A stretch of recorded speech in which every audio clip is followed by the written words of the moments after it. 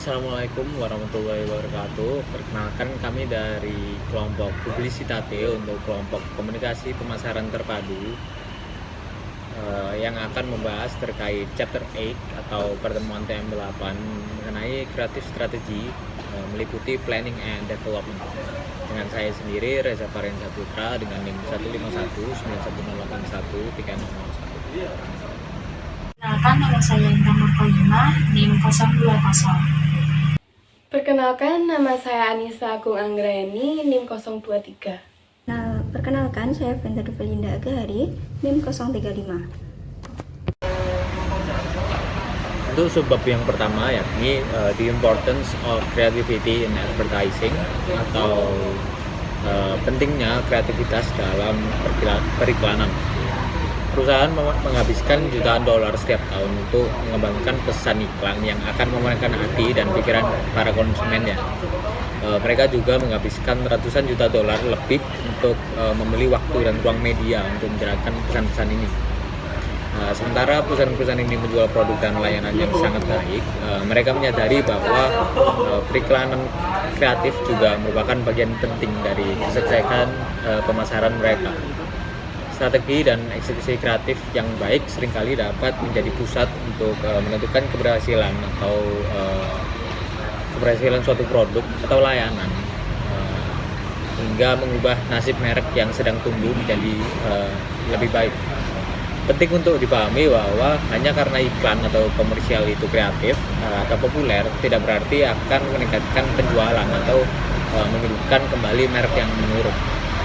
Banyak iklan telah memenangkan penghargaan untuk kreativitas, tetapi gagal meningkatkan penjualan. Untuk subbab berikutnya ialah creativity in advertising atau kreativitas dalam periklanan itu sendiri, yang dimulai dari apa itu sih kreativitas. Kreativitas adalah salah satu istilah yang paling umum digunakan dalam periklanan. Iklan sering disebut kreatif. Orang-orang yang mengembangkan iklan dan iklan dikenal sebagai tipe kreatif. Para biro iklan mengembangkan reputasi untuk kreativitas mereka. Mungkin begitu banyak perhatian terfokus pada konsep kreativitas karena banyak orang memandang tantangan khusus yang diberikan kepada mereka yang mengembangkan pesan iklan sebagai sesuatu yang kreatif. Berikutnya ialah different perspective on advertising creativity atau perspektif yang berbeda pada kreativitas periklanan.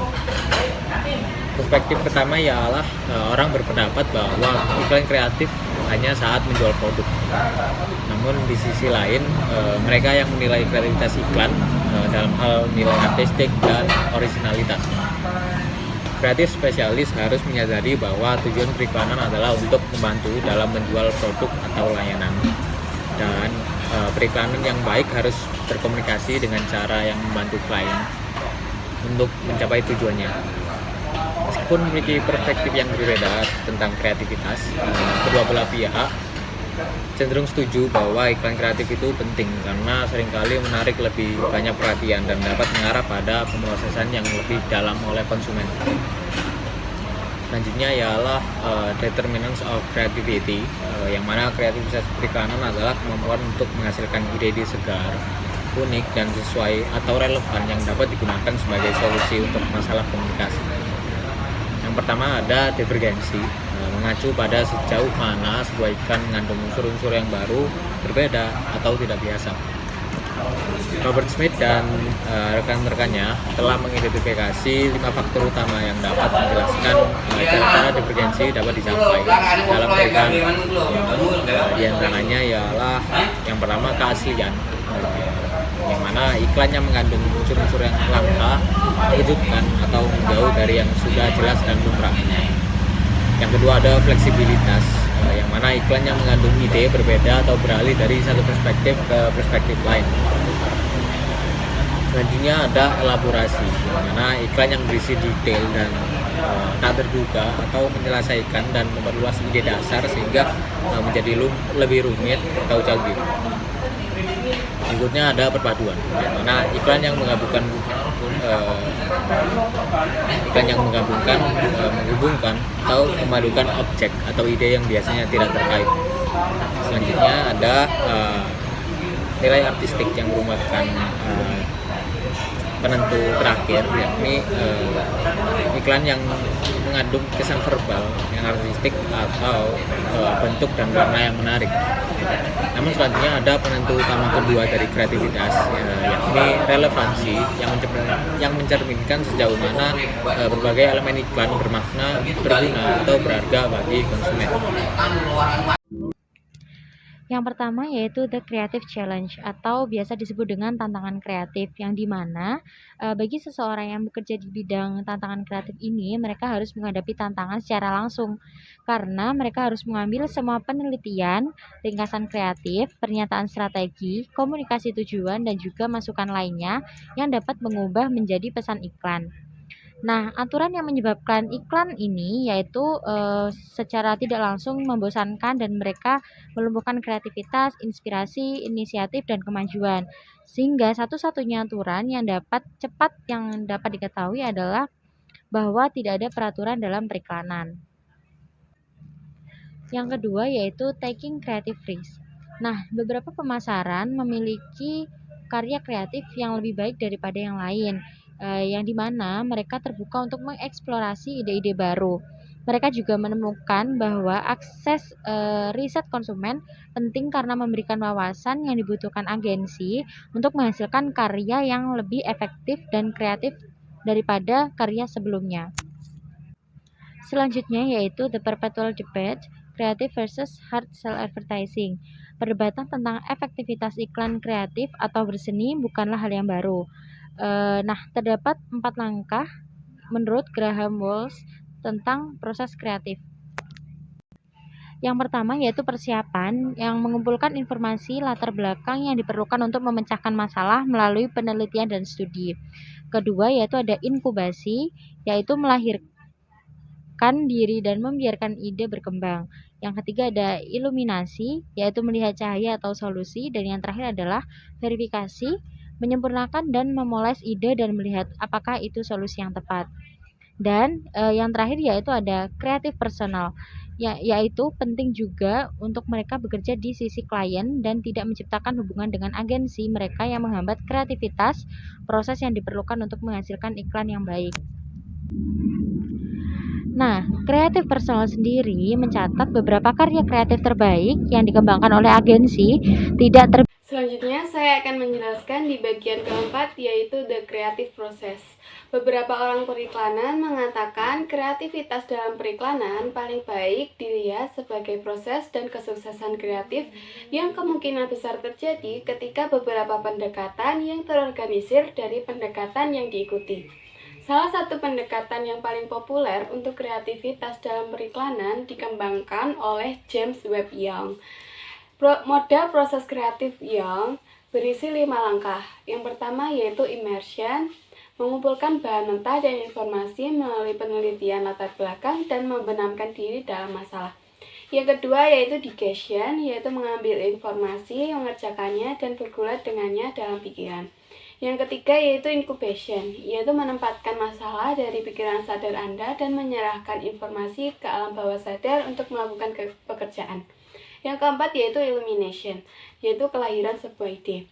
Yang kelima yaitu reality or verification, mempelajari ide untuk melihat apakah masih terlihat bagus atau memecahkan masalah.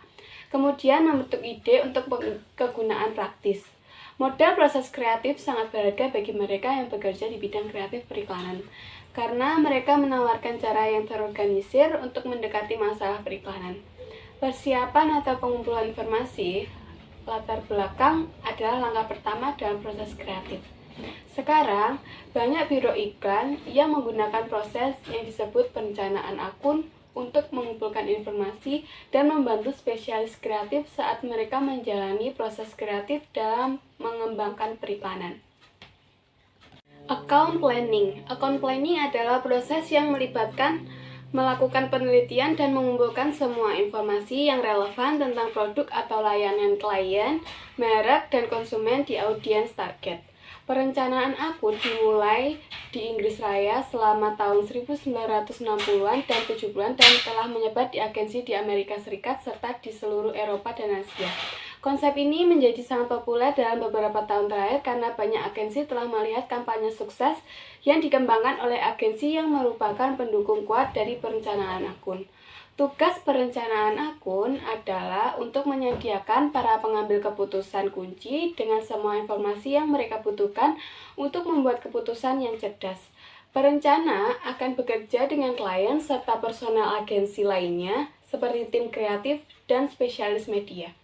Mereka mendiskusikan bagaimana pengetahuan dan informasi yang mereka kumpulkan dapat digunakan dalam pengembangan strategi kreatif serta aspek lain dari kampanye periklanan. Perencanaan akun biasanya bertanggung jawab atas semua penelitian, baik kualitatif maupun kuantitatif, yang dilakukan selama proses pengembangan strategi kreatif. Inputs to the creative process: preparation, incubation, illumination. Background research. Spesialis kreatif juga harus memiliki pengetahuan tentang tren umum, kondisi, dan perkembangan di pasar, serta penelitian tentang pendekatan atau teknik periklanan tertentu yang mungkin efektif. Spesialis kreatif dapat memperoleh informasi latar belakang dengan berbagai cara. Beberapa teknik pencarian fakta informal telah dicatat oleh Sandra Moriarty. Membaca apapun yang berhubungan dengan produk atau pasar, buku, publikasi perdagangan, artikel minat umum, laporan penelitian, dan sejenisnya. Yang kedua yaitu meminta semua orang yang terlibat dengan produk untuk informasi desainer, insinyur, tenaga penjualan, dan konsumen. Yang ketiga yaitu mendengarkan apa yang dibicarakan orang, kunjungan ke toko, mall, restoran, dan bahkan kafetaria agensi bisa menjadi informasi yang informatif. Mendengarkan klien bisa sangat berharga karena dia sering mengetahui produk dan pasar yang terbaik. Selanjutnya yaitu menggunakan produk atau layanan dan menjadi akrab dengannya. Semakin banyak menggunakan suatu produk, semakin tahu dan dapat mengatakannya. Yang selanjutnya yaitu bekerja dan belajar tentang bisnis klien untuk lebih memahami orang-orang yang ingin dijangkau. Product or Service Specific Research. Selain mendapatkan penelitian latar belakang umum dan masukan perencanaan awal, orang-orang kreatif menerima masukan perencanaan awal khusus produk atau layanan. Informasi ini umumnya datang dalam bentuk studi khusus yang dilakukan pada produk atau layanan, target audience, atau kombinasi keduanya. Riset konsumen kuantitatif dan kualitatif seperti studi sikap, struktur pasar, dan studi pemosisian seperti pemetaan persepsi dan riset gaya hidup, wawancara kelompok fokus, dan profil demografis dan psikologis pengguna produk, layanan, atau merek tertentu adalah contoh spesifik produk. Qualitative Research Input. Selain berbagai studi penelitian kuantitatif, teknik penelitian kualitatif seperti wawancara mendalam atau kelompok fokus dapat memberikan tim kreatif wawasan yang berharga pada tahap awal proses kreatif.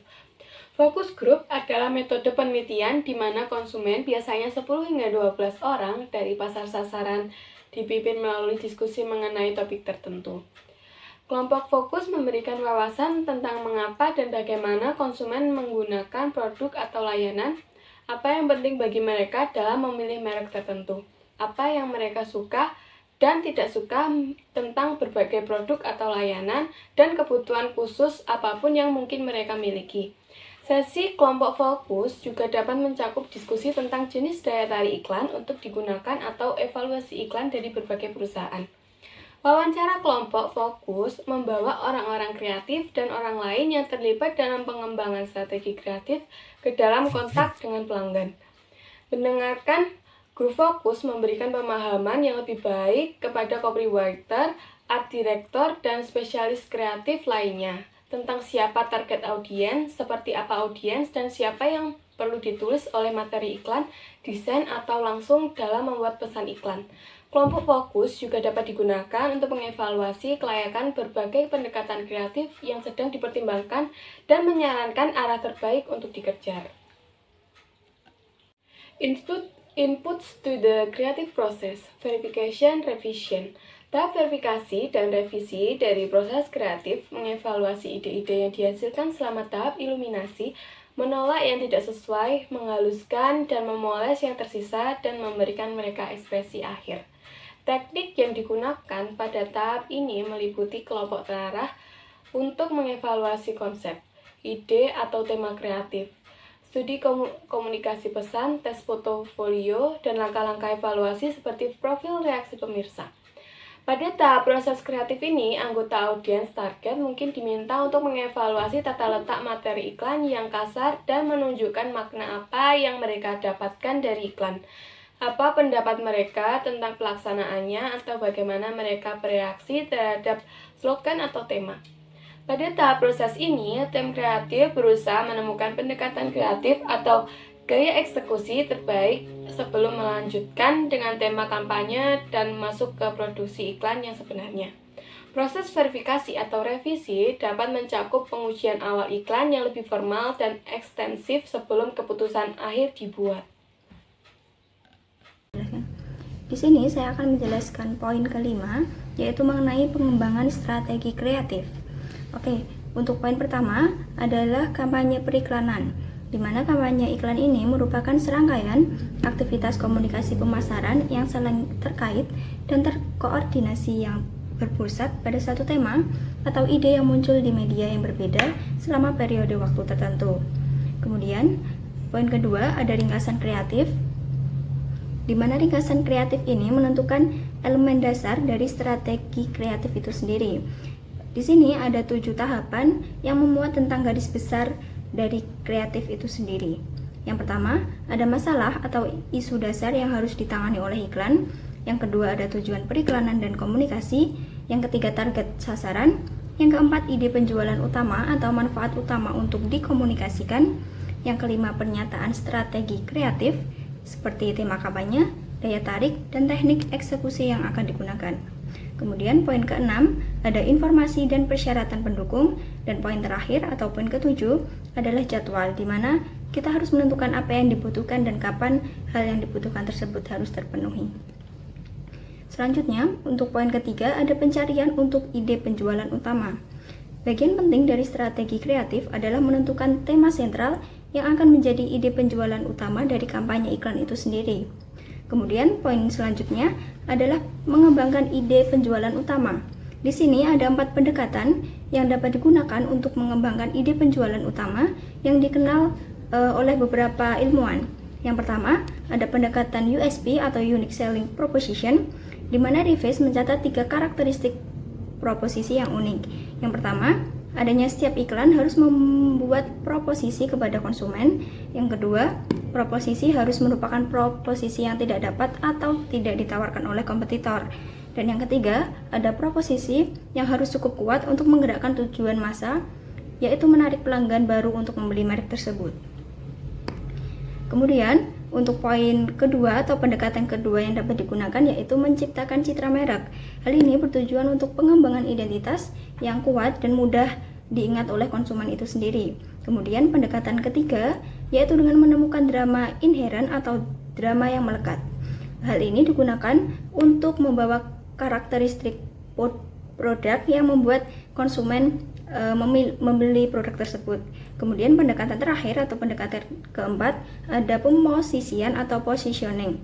Positioning digunakan untuk menetapkan atau memposisikan produk atau layanan di tempat tertentu di benak konsumen. Kemudian poin terakhir adanya pendekatan kontemporer untuk ide besar. Sementara ini pendekatan klasik yang digunakan oleh banyak spesialis kreatif, banyak gaya lain yang tersedia dan memang diperlukan mengingat perubahan yang terjadi di media massa dan teknologi selama 2 dekade terakhir. Dan ada beberapa visioner periklanan kontemporer yang memiliki pengaruh besar pada periklanan modern, termasuk dari Hallerini, Dan Wijan, Jeff Goodby, and Silverstein. Sekian presentasi dari kelompok kami. Terima kasih atas perhatiannya. Wassalamualaikum warahmatullahi wabarakatuh.